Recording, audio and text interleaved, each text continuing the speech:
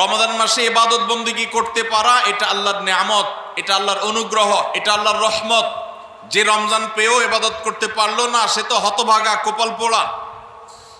এই হতভাগ্যের কাতারে সাধারণত সেই মানুষগুলোই পড়ে যারা আল্লাহর রহমতের উপযুক্ত না।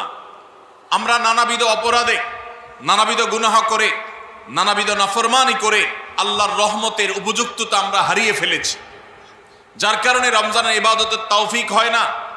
এই জন্য তিনি তাদেরকে নসিহা করেছিলেন যে আমি তোমাদেরকে উপদেশ দিচ্ছি, রমজান আসার আগে থেকেই আগের যে সমস্ত গুনাহ খাতা হয়েছে, যে সমস্ত নাফরমানি হয়েছে, আল্লাহর অবাধ্যতা হয়েছে, সেগুলোর জন্য চোখের পানি ফেলে রোনাজারি করে আল্লাহর কাছে ক্ষমা চাও।